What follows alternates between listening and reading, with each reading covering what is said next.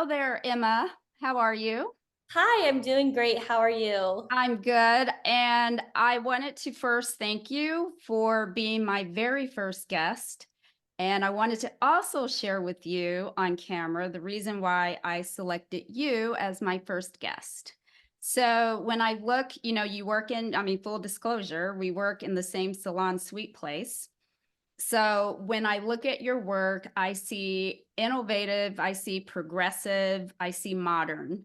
And so I wanted, it just speaks to everything that makes an amazing stylist in 2024. You seem very relevant. And so that's why I wanted to bring you on so that you could help our audience just with, learning and knowing more about what you do and color in particular and extensions. I also want to make clear that my audience, I know exactly who my audience is, and it's newbies.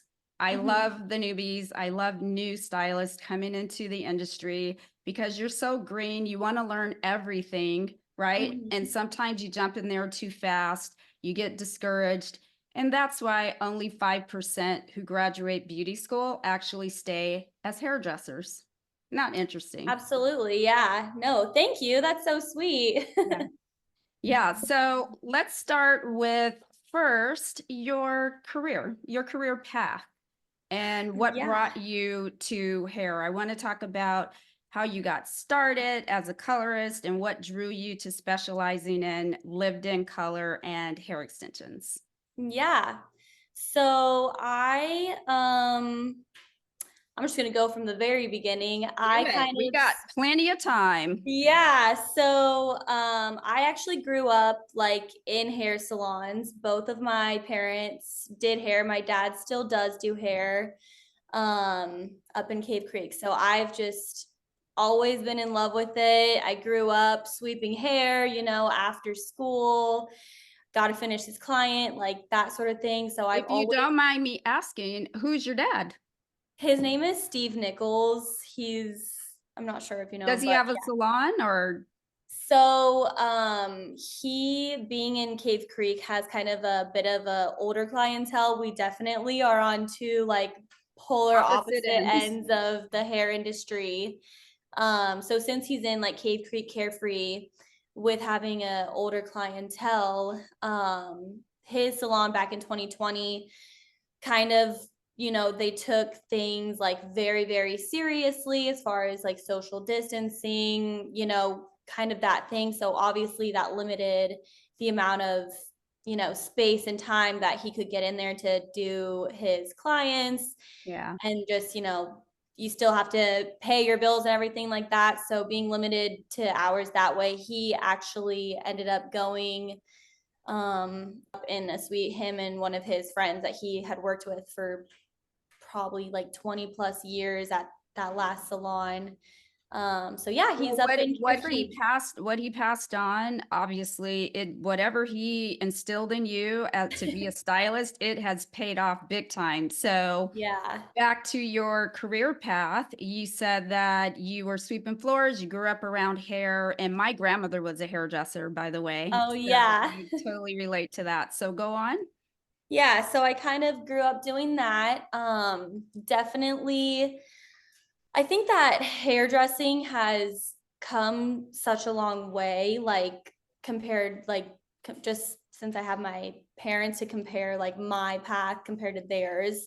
Both of them like didn't do great in school, like very much pushed that, I go to school, I do something that I use my brain for. So all throughout high school and middle school, just like everything, I did all the AP, inter baccalaureate, like all the crazy, crazy classes. So I'm like, I'm going, to university. I'm going to do this and that. That was kind of my plan. And of course, like with hairdressing, I think it had a very like different reputation. I think now, especially that I'm in it and I love it so much and know that you can be so successful in it, I think it's like had such a different stigma around it when I was in school. So I was set up to go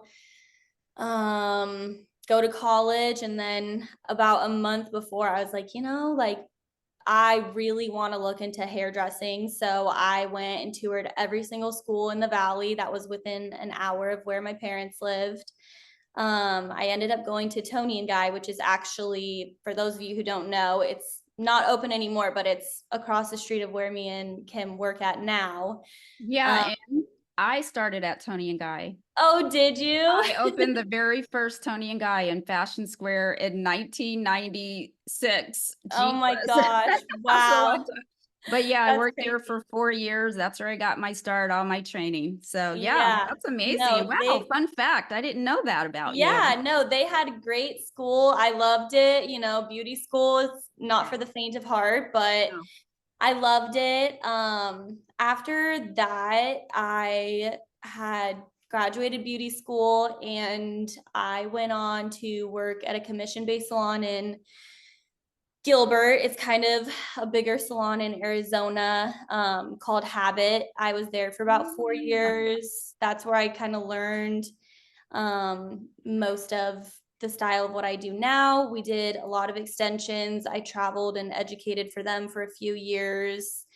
And then 2020 hit.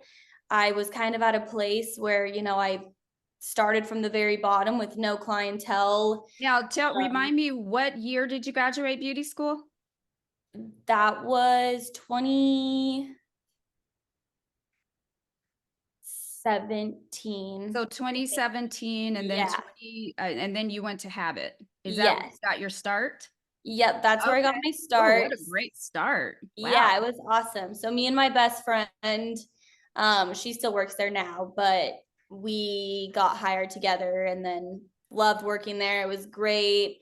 But I was just kind of ready to do my own thing. You get to a point where commission is great because if you are not filling your chair, you don't have, rent to pay for. It's just that you're not making money. And there's ways around that. I definitely, charged birds for some extra income, like did a lot of side things because it's hard at first, It is true, but and for the newbies out there, as Emma is sharing, you can't jump from beauty school to owning your own suite or renting your yeah, own chair. You literally have to pay your dues and, nobody wants to work for commission. yeah, But if you're taking home 40% or whatever it is, and you've done nothing to invest in the business, I think you're doing pretty good. We just right, don't know exactly. that. Yes, We think, oh my God, I did all that work and they took 60%. But guess what? You don't have rent to pay, you don't have products to buy, you don't have marketing, nothing. right, Come in, exactly. they hand you clients, you do your clients, and you get a paycheck, Yep. right? Yep. No overhead. Okay. So then you leave, you go get your own suite. I got my suite. I got super courageous July of 2020. It was about a week or two after we came back from lockdown. We had gone and um we weren't aligning anymore at that point. I think I just was like wanting more. I used to commute. I've always lived in Scottsdale, so I would drive.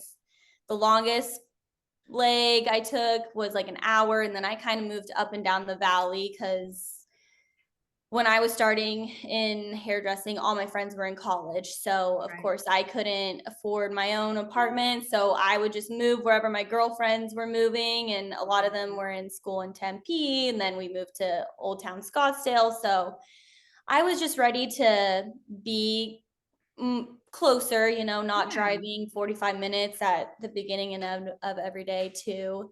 But so I opened July of 2020, my own suite, and it's just And it's kind of been beautiful, you doing guys, that. by the way. It's so beautiful. Yeah. Yeah, Yeah. I love it.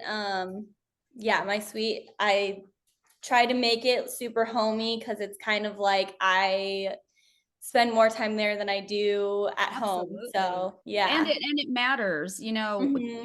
your surroundings, how you present yourself, how you put yourself together, all of that matters to your clients, whether you know that or not.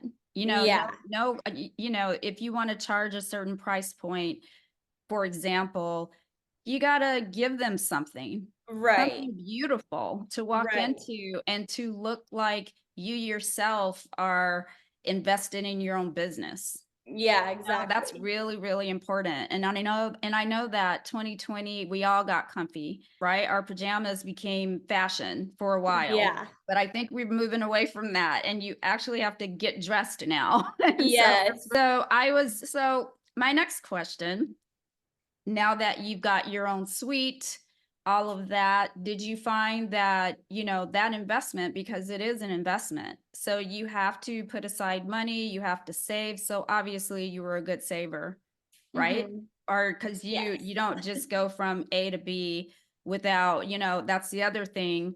If you're coming out of beauty school, it's rough. So Right. you do have to go and work as an apprentice, or, get some experience under your belt, learn the business first, and then start saving along the way once you start making money. So Right. what, after all of that, inspired you to lean into lived in color and extensions? Was that just a product of the environment that you came from at Yeah. habit, or how You did you know, get there? I've just always loved that. I think, when you're starting out, it's kind of, especially with a Tony and Guy background, I know you can relate on this. They actually, again, for those of you who don't know, you are required to, and of course, I don't know if it's the same now, but at the time, You had to specialize. you had to specialize. So you could either Mhm. be a colorist or a cutter. Yep. So in school, that was kind of like, ooh, like which one do I want to do? So I put a lot of emphasis on kind of like deciding if I would want to do color versus cut, like which one do you feel more confident in? Obviously, I ended up not working for a Tony and Guy salon because ultimately I just love hair. I love everything that comes with it. And you Um, didn't wanna be limited. no, and Yeah. two, it's like, thinking long term, which I think you kind of have to think long term in this industry. Otherwise, it's just like you have to be able to see the big picture to enjoy what you're doing now, I think. Well, Um, I personally didn't have that vision of seeing the big picture, and yeah, I chose haircutting. yep, So my color, life and journey started in 2020 after the yeah, lockdown. I'd never done color ever. And so really, when and so my partner, Vanessa, she retired in March of 2020. We worked together at Tony and Guy. She was a colorist, I was a cutter, and we shared our clientele by and large for the most part, yeah. right? So when she retired, oh my gosh, I felt like the rug had been pulled from beneath my feet. I'm like, da da da, so Right.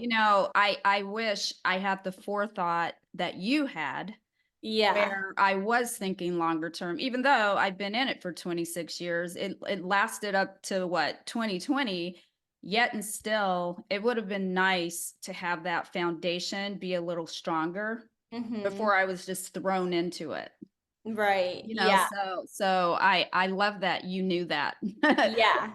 in advance. Yes, yeah, because I kind of was just like, like you're saying, like I don't want to choose hair cutting and then forget like what goes into color because there's so Right. much more than, what you tone this with because you're not, you don't get the same result with client A, B, C, D. So it's kind Right. of like I just was like, I just don't want to lose that, but I don't want to lose Exactly. how to cut hair, like either way. So I Yeah. just So kind of did that. what is, just in case somebody out there has been living under a rock and they don't know what lived in color is, can you Right. explain what lived in color is? I think lived in color can mean something to everybody. For me, it's just kind of something that, my clientele, I don't want them to have to come in and see me every, 8, 10 weeks. If they want to, they absolutely can. I definitely have like a handful of super bright blondes. Of course, I came from habit. So, Yes. but even back then, that was kind of like my just what I liked. I think it looks really beautiful on most people. I try to always work with somebody's natural base level. Mm. So ultimately, it's a color that you're going to get longevity out of. You're going to be able to go 3 months and still get compliments on, oh, did you just get your hair done? Not like Yeah. having a grow outline or Or the something like stripes, that. right? Right. Yeah. Just something super seamless and blended and complementary. Again, like every single person can say this is a lived in. You could be a level 10 blonde, but lived in and have it to where your hair still looks great 6 months later. So Just, lived in relates to having a little root. yes, Okay. having a little root or just like the placement of it being able to grow in. Yeah. Yeah, Seamlessly. where it looks like it's natural, that maybe Right. sun-kissed or whatever. And Yeah. some I'm sure are more intense than others, Mhm. right? Like as far as Yeah. the placement and how much blonde you put in. Right. Yeah. Yeah. So you lived in color and hair extensions. Yeah. That's your specialty. So where do the hair extensions come in? And do you always do hair extensions, or is that just, kind of what you're known for, and that's kind of the not kind of, but that ends up being who you attract? Yeah. I think again, it's like one of those things where you start from the bottom and you build your way up.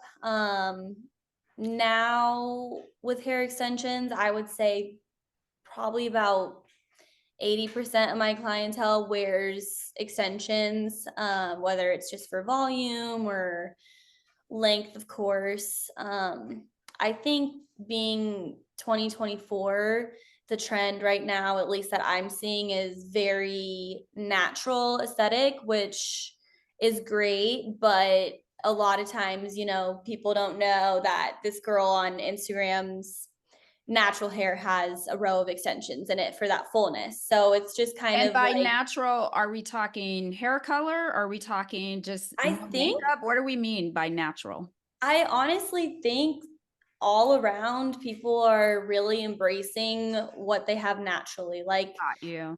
a lot of my clients who have been bright blonde now they're like, well, maybe let's like experiment with a few low lights, and then they get that and they're like, ooh, I really like this. Just kind of Oh, like I see what you're softening saying. up the Mhm. whole look. So maybe And not moving and kind necessarily. of moving away from that really ashy gray. Right, Okay, right. I People like see. my blondes are being like, maybe I want to be a little bit more buttery, like that Okay. sort of look. That's, it's still not natural, but it's kind of one of those things like make me look as natural as I can while still, So enhancing when what I look when like. you have a niche and it's working and your clientele, you're building, you're flowing, and say the lived in extensions with ashy blonde, and then Mhm. they switch or trends switch, right? They switch Right. with clothing and hair always mimics fashion. This I know. Yep. And so with that, are you on top of it like, okay, I've got to go get some education? Do you already know it and you just say, well, I can transition you into ash to buttery? Is that Mhm. something that you just know, or do you seek out, or do you have a go-to platform that you use? Yeah, I think it's kind of like a loaded question. I think both. I think you have to always be educating yourself. Yeah. I try to go to a class at least a year of somebody that I follow and I really like their work. Um, Is there anybody in particular who inspires you? An influencer? Is it a company? I've gone to Michelle Zeller, Main Ivy. I think she Oh, yeah. just rebranded actually, and it's her name. I've gone to a class by her. I've gone to a class by Hair by Mick. I would say those Okay. two. Daniel M. I love him. Gone to a class with him. Um, And I ask because, everybody's an educator, right? Right. As of Everyone is an 2020, educator. everybody's an educator, and Yeah. most no, I'm not going to say that because I don't like to, I feel like it's hard enough to be in our industry, and Yeah. whatever you bring, you're an artist. So whatever Right. you bring, it's not wrong. There's no right Right. and wrong. It's just your aesthetic, and it may or may not appeal to others. I will say Right. it And I that way. think too, it's like when you go to these classes, because like I said, I traveled around and did like when I was working back, then we would travel and do a class like at least once a month and either go somewhere or do it at our salon. And I think we would mainly do extension classes and then sometimes do color as well. But I think being on the education side of it, I love that because it's kind of like you get to see hair through like somebody else's eyes, like you could get the same outcome 10 different ways, Yeah. if you understand and like get a deeper understanding to the why you're doing everything. So I think it's interesting just to talk to other people and Because see like, they may have a quicker way to get there or a different way to get there. yeah, Like, oh, I didn't think about that, you know? right. Or just Yeah. like, just little tips. Like, I think all classes, you're not going to come back and completely rework the way that you color hair. However, you can get like, two or three super like niche points that maybe you didn't think of before and then kind of incorporate that in how you color. And then you just get your own sort of look. Yeah, you kind of pick and choose what applies to you or what you grabbed onto. And would Right. you say that you are more of a visual learner or are you more of a technical learner? Like, do you need structure or do you just look at something and say, okay, I got that? You know how some people, they can just look Yeah. at it and just pick it up, whereas others, like myself, I need you to hold my hand, walk me through it so that I can process to understand. Yeah. I think I'm pretty, I mean, honestly, a mixture of both. Okay. Like, okay, got it. Now I'm gonna do it and just like try it out and see. But I think most people with hairdressing are very hands-on. Just Yeah. I don't know. It's hard to just like look at something Yeah, and be like, okay, got it. It takes it's true. repetition and Well, yeah, here's being a in fun there. question. When you go to training and classes, you pick up a new technique.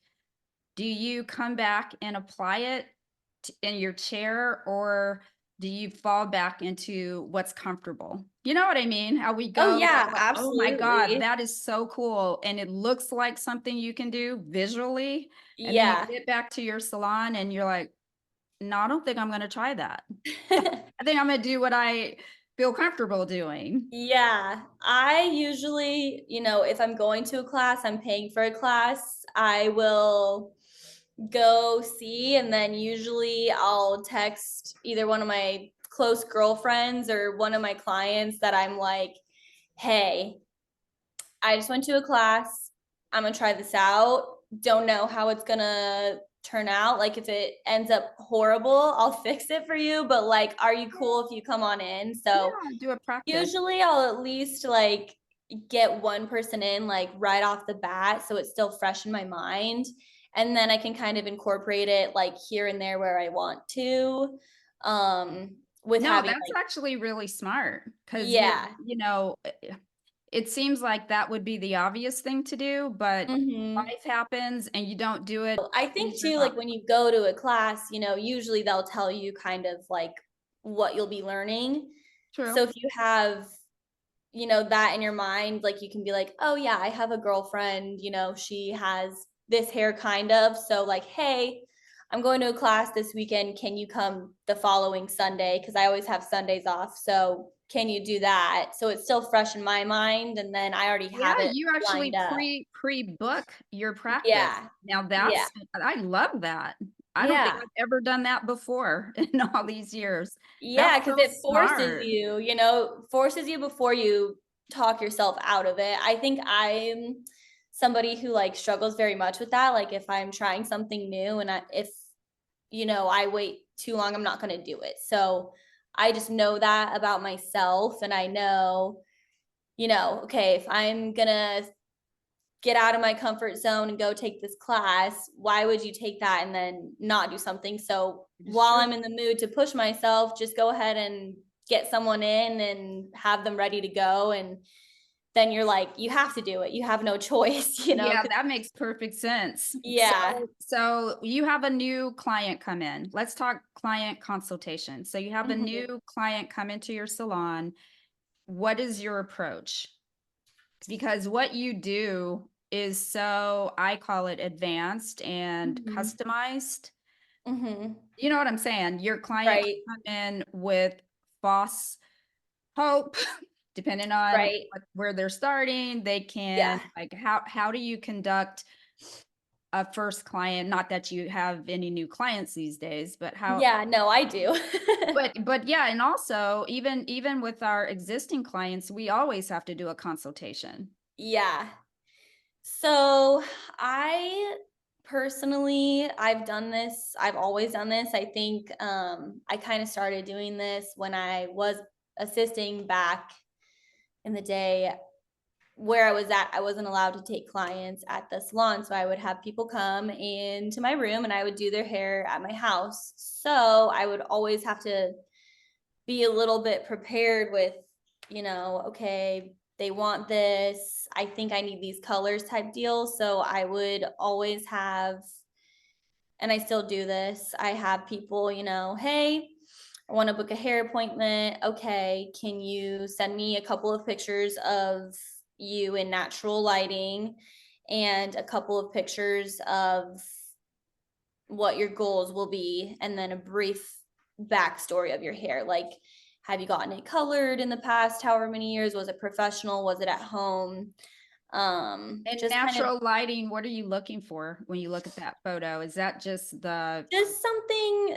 because people will send like a filtered photo and you're like, okay, well oh, you can't really yeah, tell what it looks like. for sure. So I just kind of like to do that as a consultation, just so I can kind of go over pricing, like where my head's at with pricing.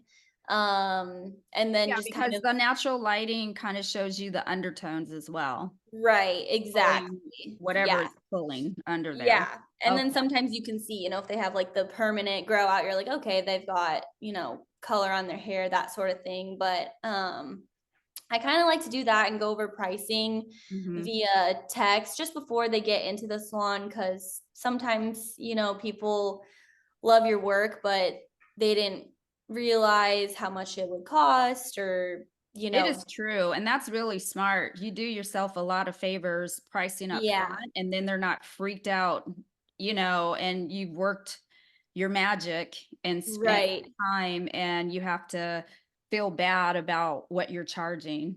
And right, therefore, that's why people undercharge because right. they And wait till to, the end. Yeah. yeah, because then too, it's like, you don't have to have that awkward of like, oh, well, this is what I'm doing and you have to do it. And they're just kind of like, okay, like, I just don't Yeah. do that. So I'll do like a pre-consultation with photos, and then once people will sit in my chair, kind of pick through their hair, I always like to check for like anything that can be going on in their hair, just to make sure, I'm not going to have any surprises.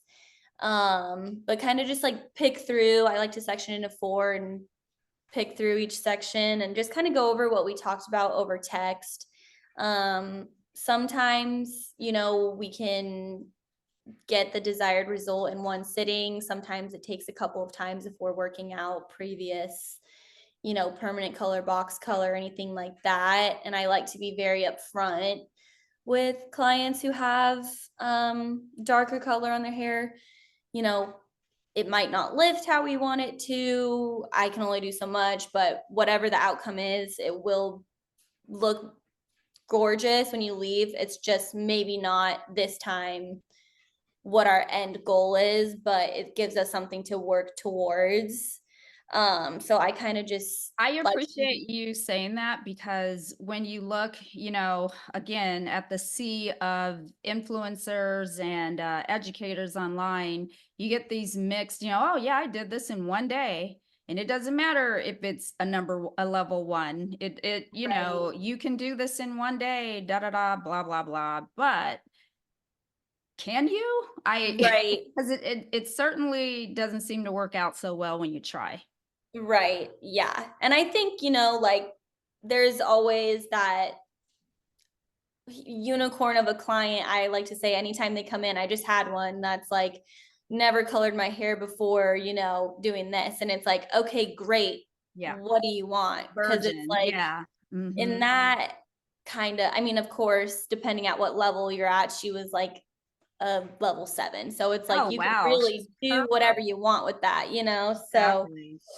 kind of just like setting yourself up for realistic expectations. And if you do get to their goal in that one sitting, then great, they're going to be super happy about it. But if not, you didn't set an expectation that it would be done, and then they don't leave with what they want. It's like kind of, I like to just live life and like under promise, over deliver. And Smart. that's the way to like keep your clients happier. And then, you don't have to You have don't that like fall into that awkward, like, trap. "Ooh, it I didn't turn know. out how I thought it was going to." Yeah, so with that, product selection, I wanna talk to you about that. So you have a full clientele. How do you choose the right products for different hair types and color techniques? Do you have a favorite line? What's your go-to? Yeah, I would say, I mean, it changes obviously, like desired result. But I use a lot of Redken and Goldwell. Um, and then for lighteners, I like the Schwarzkopf Blonde Me. That's kind of my go-to. And then just kind of like changing my developer based on somebody's hair. Um, I ugh, gosh, I don't know. I go Yeah, on like about this all day. silly question, does it matter whose developer you use with whomever's bleach?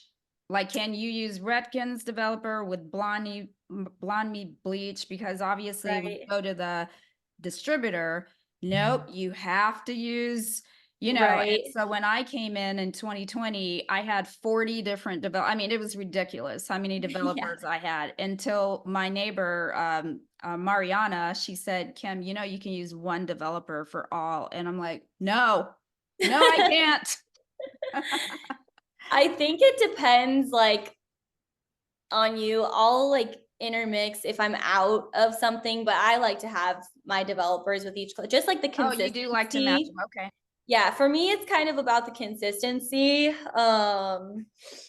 Just like with like the bleach, for example, it's just more of a velvety rather than like, sometimes it's like chalky or just like Yeah, and then will what about expand more with this do you experience developer. the puffing of the bleach with Yeah, Blondie that's what I was Me? gonna Even though say. they Like, depuffed it or what do they call it? It's not puff. That's not the word, but you know what I yeah, mean. The I know what you're swelling. saying. They It did a swells. de-swell formula, but didn't change, in my opinion. Not Yeah. really, a tiny bit, but not really. But I love Blonde Me too. Yeah, I think I experience more swelling when I use like if you mix like 1 to 1, I usually mix it like 1.5 to 1. So there's a little bit more developer than It's lightener. creamier. And I just Like like that working, yogurt texture that everybody talks about. yeah, Yeah. I just like working with thinner lightener anyways. I think that comes down to preference. You can mix it however you want to, but um, yeah, for that reason specifically, I don't like to like put top chic in there, for No, example. I If totally it get comes it. down to it, we're human. Sometimes you're like, crap, I ran out. So be Oh, honest, yeah, like when push comes to shove, it probably doesn't make a difference. But um that's your I preference. like to use the lightener or like I the love that. developers. Then good. You Yeah. agree. That's awesome. So challenges, what are some of the biggest challenges you faced when working with lived in color? I think some challenges is just like really getting in tune of, again, like the why. Like, why are you doing this? Because a lot of like what makes my color different from other people's color is how I tone. So I think,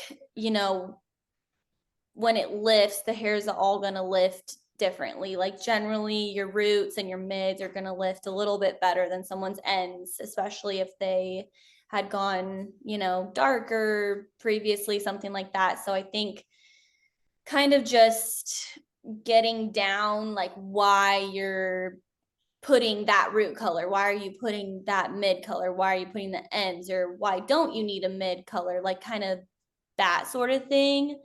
And then just like, working and giving somebody like, okay, they only want this much root. Like, how do I do that? How do I like meld it more down? Because, you think it'd be super simple and like, oh, well, you just put it a little lower, but there's just so much more that goes into it. And Yeah. just like keeping everything super clean. I'm definitely like very type A in all aspects of my life, especially hair. So like for me, I'm like very precise with So putting you would call everything. yourself a perfectionist. So I'm Yes, sure your yes, clients appreciate yeah. So just kind of like, I guess, struggles of just like making sure everything's where it needs to be. And maybe possibly with that being a perfectionist, sometimes one would tend to overthink things when, oh, I made it harder than it actually needed to be in this instance. But I'm Yeah, never apologetic that I've yeah, done that. But it could have been, it wasn't as stressful as I probably thought it was yes, going to be. And yeah. so, with that said, what are some of the challenges of your color process adding extensions? Would it be trying to match the root of the extension to the color? Is that a challenge or is that pretty simple? Yeah, so I always put the extensions in prior to coloring. Um, Everyone does it differently, but for me, it's kind of that like visualization that we were talking about earlier. I like to put it in, my clients like, okay, I want this. So we'll put them in and they can kind of like try on the hair.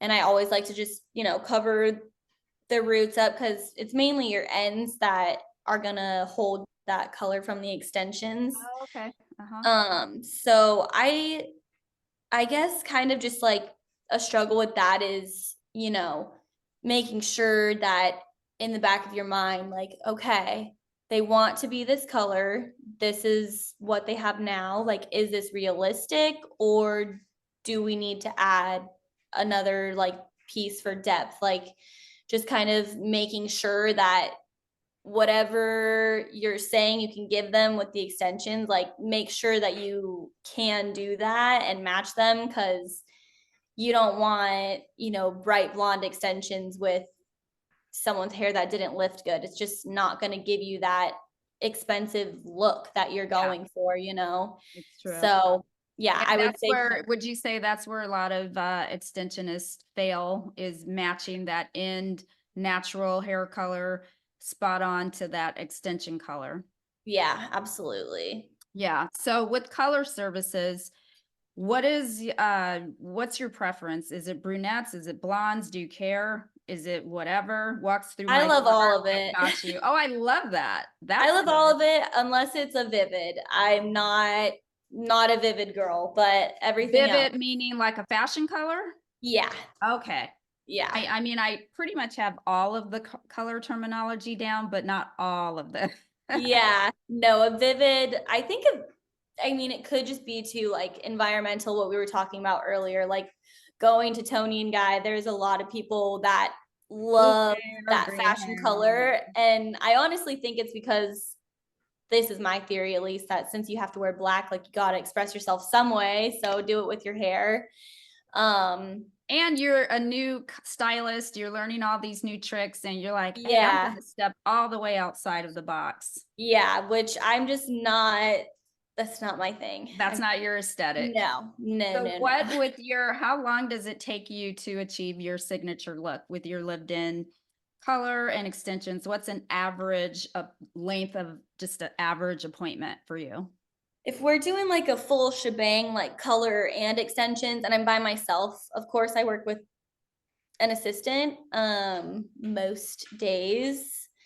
But if I'm by myself, probably like 5-ish, 6-ish hours, depending on, how many extensions and all that. But I would say appointments range anywhere from like 2.5 to 5.5 hours. And now I understand why it's so important that you talk price up front. Hmm. 6 hours? Yeah, That's, absolutely. the greater part of your day. You could probably not do much after. Right. Yeah. So, yeah, I totally get that. So, with all of the different techniques, with your teasy lights, your foliage, your balayage, your whatever, do you have a go-to or do you have a favorite that you use just on a daily basis working behind the chair? Yeah, honestly, I will do like a traditional highlight, like baby light, if you want to call it. Do you like that term, baby light? I do. I mean, I think it's kind of like a term Straightforward, huh? that, Yeah, yeah, it's been used my entire career. That's like the salon that I came from. That's like what they're known for is like the gotcha. baby light. So I Oh, think gotcha. I think for me, it's just kind of like a baby light is a highlight, but I can't remember the influencer's name. She's amazing, and I can't not believe I can't remember her name. I haven't seen her come through my algorithm lately, but uh she did something called strandy lights. I mean, she was taking one strand of, do you know who I'm talking about? no, no, She no. took one strand of hair at a time. It beautiful. I don't know how long it took her to do that, but I thought I'd rather watch that than ever have to do that. Yeah, no. That sounds like a lot of work, Yeah, but it was babyier than baby. yeah, That was that one. But yeah. you say so baby lights and highlights pretty much are Yeah, I mean, again, just the look that I go for is all baby lights. Just that's how you can get kind of that that, coverage. yeah, that kissed look. I guess it just like I'll switch my weave up, like if you're doing really baby fine weaves or baby fine slices, like if you want more coverage or all of that. I mean, every client is different, but I always, every single day, do like a traditional baby light highlight Oh, every that day. Yeah. and what do you think about air touch? How do you feel about that one? I would love to I'm take a intrigued. class. Yeah, I'm I would love intrigued. to take a class on, how to do it, how it works. Part of me is like, I just want to pick up a blow dryer and try it out. But Gotta um, be so much more to it, right? yeah, Yeah. exactly. So Well, yeah, I the tried it. guy, I is he the creator of it? Again, me and I think names. so. And he's I now dating Maggie. Maggie, yeah. Okay. So Yeah. he created that, I think. I think so. Yeah. He's amazing at it if he didn't. Whoever Yeah. created it, he has outshone you, whoever Yeah. that whoever that was. Yeah. Right. Well, I love that because I'm so intrigued on that one. Yeah, if Yeah. you ever No. find a good class on that, let me know. Yeah. So, random question. Do you leave toner on for 20 minutes? I leave So toner on scary, so for scary. however long I think it needs it. I think Okay. some people don't need it as much. Because Redken doesn't grab as well, I feel. Yeah. Doesn't it need the full 20 or do you have problems with it fading out and 2 weeks later they have no toner Yeah. if you don't leave Um, it on the full 20? yeah, I think I don't know, it's such a hard question. I I just know. watch everyone's hair like once I have it on. Um,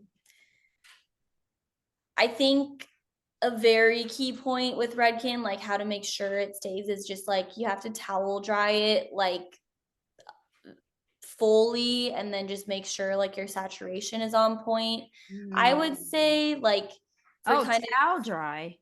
of, Oh, okay. yeah. So yeah, I never like put Redken just on like sopping wet hair. Um, when you towel dry it, just I think helps It it grab. dilute, yeah, because you're gonna dilute it if you leave it soaking wet. Right. It helps Dilute the grab. toner. Yeah. And then, I mean, Redken naturally is just more of a sheer color, Mhm. Redken shades. Um, so in that event, like, with like roots or something like that, I always, if I want more of a deeper coverage, I'll always calculate like one or like a half of a level darker than the client's natural color just to help with that coverage. If I Uh, still want a little bit of shimmer through, which a lot of times I do. But if I want, if somebody's like, I want it fully contrasted, I'll go ahead and use colorants. It gives oh, more of that's a when you matte switch over finish. to, okay. I love vibrance short. Yeah. That Oh, do is, you? that is my favorite. Seems to get I more. have not tried it yet, but I need to. Yeah, you might want to play with that one because they have Yeah. yeah, it's really good. With new clients, if you have, when you're building a clientele, what would you recommend for new stylists? Do you think IG is the best way to go, your social media, or is it truly back in my day, what all old people say, is it word of mouth? Because I've never advertised ever, and I Yeah. never needed to. So, I would say for me, I mean, I've been doing hair for I think 8 years if you count school. Um, so even social media 8 years ago compared to how it is today is so very, different. I I feel probably it's more saturated today. it is, and it's just I think the content is like so much more demanding and you have to stay consistent. I'm at a point now where like I've kind of taken a back seat on my social media. Of course, I still like to post because I love showing my work and it's something that you're proud of and it's something that I can see all the time like, oh, look at this great hair that I did. But I really built mine absolutely on Instagram. Like I would say 95% of my clientele came Oh. through Instagram / word of mouth. I think kind of like, hey, will you like just like shout me out on your story or like something like that? Or I think people just kind of naturally do that these days. It's like, hey, I got my hair done. I want to post a picture on my story because I'm feeling myself, and Yeah, exactly. they tag you in it and then they're like, oh, well, her hair looks great. I want that on my hair. So hey, you do this girl that I follow on Instagram's hair. Are you taking new clients? I want to come in and just kind of like that So way. I think what you're saying is social media today is your word of mouth. Exactly. One person Exactly. posts and then a friend sees it, a friend of a friend and coworker, et cetera, et cetera. Okay. Yeah. And then Thank too, when God I I'm was not now, Lord. Yeah, when I was starting out too, of course, like I said, all my girlfriends were at ASU, U of A, like they're all at college in state Perfect for universities. clients. Right. So I'd be like, "Hey, can you put me on your whatever, what are those called? Sorority, Oh, yeah. page like, Yeah. oh, my friend does hair, like she's doing this. If anyone wants to do it." Did you ever have to do any freebies just to say, hey, Oh yeah. because when you first come out of school, nobody believes in you because they have no reason to, because you haven't Yeah. established credibility. So you kind of have to do some free things, just to show what you got. Mm-hmm. Yeah, I did lots of free hair. A lot of it. You have to in the beginning. We used to have to go to American Airlines and do flight attendants. Oh, wow. Yeah, that when That's I worked great for, advertisement though. yeah. Honestly, I have a couple of flight attendant clients who literally they're like, "Oh yeah, I came to you because by flight attendant, I asked her about her hair. You were in Arizona, so cool." Like that sort of thing, you Have know? you ever had any celebrity clients? Um, I think it depends on like what Maybe a the celebrity wives. is to Yeah, the you. wives, maybe wives, probably, Yeah. Yeah. I mean, it again, it really depends on who's like a celebrity to you. Like I haven't done like Beyonce's hair, but I don't I've know. I think done that would be intimidating. yeah, I've She done waves her hair around too much. I wouldn't want anything flying out of her head onto yeah, no. anybody's A face. lot of like again, where I worked before, it was a lot. Like that was the world that I was in was a bunch of influencers, Yeah. all that. So if that's kind of like a I celebrity, mean, but it's a pseudo celebrity today. If you right? have a pretty decent sized following, you can, yeah, people recognize you. People know your Yeah. name. That's what celebrity means. Yep. So for you, Emma, beautiful Emma, mentorship and growth. Have you had mentors in your career and how have they influenced your work? Is that your dad? Is it someone, a habit? Like who are your mentors? Just, oh my gosh, if it wasn't for this person, I wouldn't be who I am today.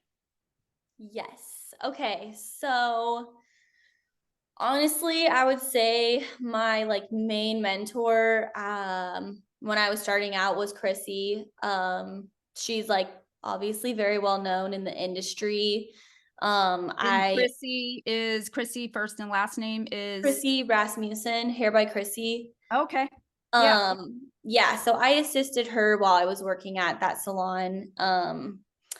And the way that we would kind of work was a bunch of us would assist and kind of do that. So I really like loved seeing, how she worked. And then, yeah, like you're saying, like I had my parents and how do they work and like what works for me. Um, just because, I don't want to do 20 people at a time. I like want to sit and be able to have meaningful conversations with each client that comes in to see me and do that, And which let like me let me chime in real quick because they don't know this, but I do because I pass your door every day at work. yeah, You do sit. You literally sit as you're foiling, which yeah, isn't typical. But I I think that's do. good. That's why you're not going to have back problems and feet problems and things. Right. Did you Yeah. always, or did somebody make that suggestion to you early on? Um, I think it's again looking at the bigger picture. I am very pre-plan everything. So I'm like, I'm probably You are a gonna type. be doing this for a long time. Yes.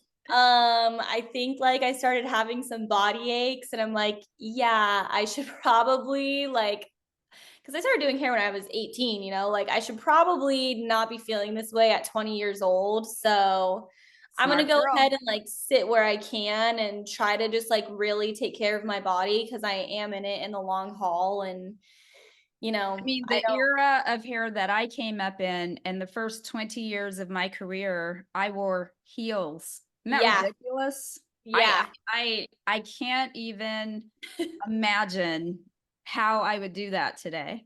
No, yeah, my mom, since my mom did hair too, like she would wear these crazy heels every That day. was I'm the like, thing though. I can't even imagine. I'm like, I'm so thankful that like sneakers and stuff are in to style these Yes. days Yeah. because like my feet hurt anyways. So I'm like, I can't imagine. But yeah, no, I like to just sit like where I can. Of course, I end up standing majority of the Yeah, I'm time. gonna have one of my beautiful clients. She's a PhD in physical therapy, and she does a lot of ergonomic work. So I'm gonna have her come on and just kind of teach stylists how to stand. The best way Yeah, to stand. And I'm sure, as you know, it's easier for your client who's sitting there for a very short time in comparison to how long we have to do this job to right. move their head. You turn your neck instead of me, you know. Yeah, It's easy for make them turn and absolutely. twist and because they do it for a very short period of time. Absolutely. So Yeah. with all of that, your work life balance, being that you have this foresight and all of this A-type wisdom looking into the future, what is your work-life balance? Like, how do you, because I know you're busy Hmm. and you're killing it at what you do. You take classes, and I recently learned looking at your Insta that you are engaged. Hmm. So, and you have a dog. I do know that because you brought him into the salon. Yeah. So, how do you achieve best practice for work-life balance? I think that's another thing that's taken me a really long time to get to. Um, I definitely like starting out was assisting 5 days a week and taking my own clients at my house the other 2 days a week to get as much repetition in as I could. Um, so I think that it takes like time to get to it. Of course, you have to think of your financial stability too. Like at that time, I really did need to do that if I wanted to, be able to save, a certain amount of money per month and be able to live and like still experience things and kind of like be able to go on trips and stuff like that. Cause it's like things you want to do when you're, You're living young. Yeah, life. you Yeah. gotta live. So Even when you're old, you still got to go on vacation. yeah, so I think it's kind of like work hard, play hard mentality. Like I grind and then, take a break. And that's kind of like how it was. Then just like grind, grind, grind. Okay, you take this weekend off and go do something with your friends and whatever.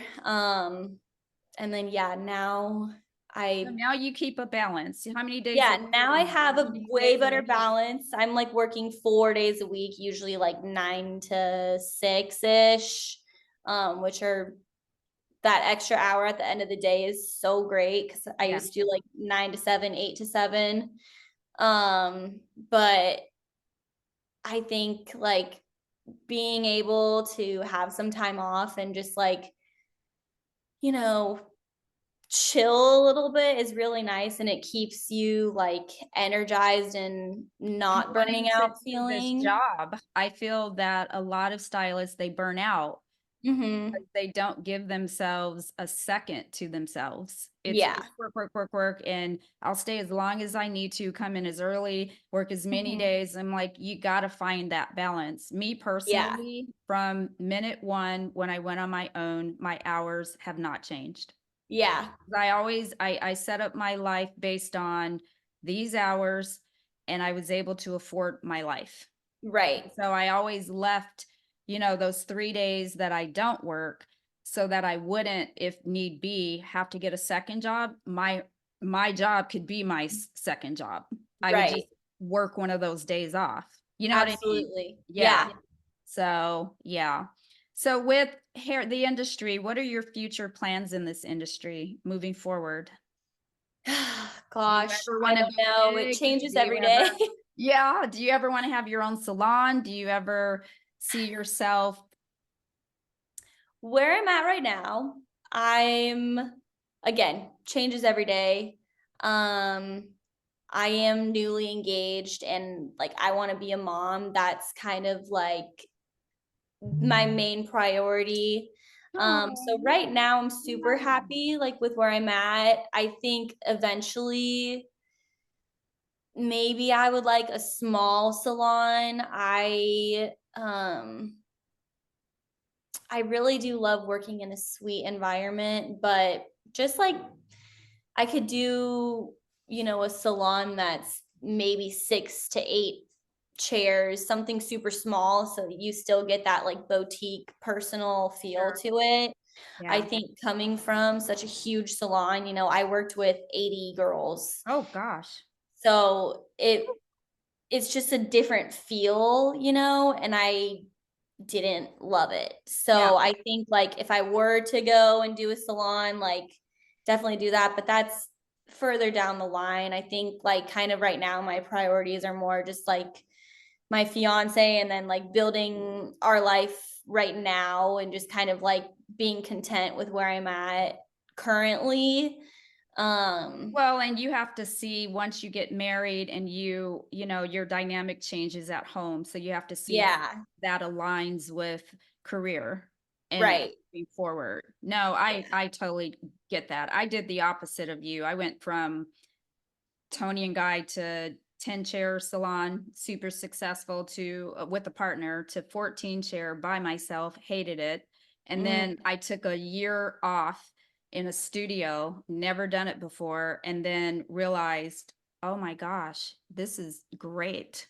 I yeah, never ever want to go back the other way. yeah, I was just going to take a break to see where I was going to open up my next salon, and just never went back. No regrets. yeah. So with all of that, what do you want people to know about you? Like, as far as a stylist, what is the image that you like to put out there into the world of hair? God, I don't really know. I mean, I would say that you are um you're diligent, obviously, about your education. That's really important. And doing beautiful hair, being you don't strike me, even I've never been inside of your salon and sat in your chair, but you don't strike me as one that creates a negative energy. I think you have a very inviting, positive vibe that you carry, you thank know, you. just stuff like that. That's what I Yeah. mean, just passing by and just for the short while. I hope you never leave Palette Collective. That's what I hope. Yeah, no, I do love working in a suite. It's so great. I think like I don't know. It's just nice. I feel like it feels like easier, if you are having a hard day or if your client is having a hard day and they like need to open up and say something. It's like Yeah. nice to have a space where you don't feel like you Everybody's know, watching and yeah, listening. Yeah. yeah, which may not be the case, but a lot of my clients like voiced to me when I did move, like, oh my God, like this is so much better because I felt like, it'd be clicky and whatever. And like to me, I'm like, oh, like that's not the case at all. But like I totally see where you could think Oh, that. it's scary when you So come from a really big salon, because you think, oh no, the only reason they came to me is because I was in this salon. Then you realize absolutely. when you leave, they all follow you like, oh, thank God. Yeah, I just want absolutely. you. And Yeah. that is like 100%. Like the salon that I worked at, I was fully like, oh, nope, I'm moving. I'm going to lose like all of my clientele. I'm Thought going to the have to same start thing. over. And so I didn't bring an assistant or hire anyone to help me with like the first, I think, 6 months that I was at Palette. And it just like got to a point where it's like, I can't do all this by myself. So now, I'm back working with somebody and that's super helpful. Yeah, But that makes life a whole lot easier. I thought, let me give it a go and see how I am, because I've always had an assistant. mhm, And I've been working with one without one since September of last year. And now I'm like, oh my God, see, this is the part I hate. I have no time yeah, to eat, to pee, all that yeah, good stuff. yeah. All right. So I do this fun thing at the end so that I don't take any more of your time. I appreciate you so much. You have no Yeah. idea, because this is a new platform for me and I want to do more of this. I want to, this is where what I want to contribute to the industry. First, I thought it was online education. Wasn't that, because that still requires me to physically have to work behind the chair or do hair, even if I'm Mhm. teaching. I like picking people's brains and to pass that on to any new stylist coming into the industry who may have questions or be confused. Maybe somebody follows you and they're like, oh my God, I can't even imagine how I would get from where I am to where she is. You never know who you're going to inspire. And Yeah. so I just want that was the whole purpose. That is the purpose of behind this platform. So I appreciate you doing this. Yeah, of So course. with all else said, I do this fun thing at the end. I call it the 60-second blowout. Okay. Pun intended. So for the next minute, I'm going to give you, rapid fire questions. Okay. And you answer and we have fun for this last minute. Now I got to put my big giant Okay. glasses, as my Feel like I'm husband on the calls Ellen them, show or on. something I like know that. this is going to be fun. I love it. Okay. Are we ready? And some Yes. may apply to hair, some may not. You never know what you're going to get. Okay, Okay. ready? Here we go. Early bird or night owl? Early bird. Coffee or tea? Coffee. Cats or dogs? Oh, both. Book or movie? Movie. Sweet or savory? Sweet. Mountains or beaches? Mountains. Last show you binge watched? Schitt's Creek. Netflix or sports? Netflix. Sneakers or heels? Sneakers. Brunch or dinner? Dinner. Schwarzkopf or Redken? Redken. Do you believe in aliens, Emma? Yes. Hot or cold? Hot. Kim Kardashian or Taylor Swift? Taylor. Church or the gym? Gym. Date night or girls' night? Date night. Date night or game night? Game night. Intelligence or looks? Intelligence. There you go. That's your Yay! Woohoo! See, you know who you are. I did this with my husband. He's like, thank Yeah. you once again. And where can people follow you and get to you? Instagram, TikTok, Emma Nichols _hair. And I have a website, emmanicholshair.com. Awesome. Thank you, Emma. Thank you so Yeah. much. And I will see you at work. Of course. Yeah, I can't wait. I'll see you soon. Okay, bye.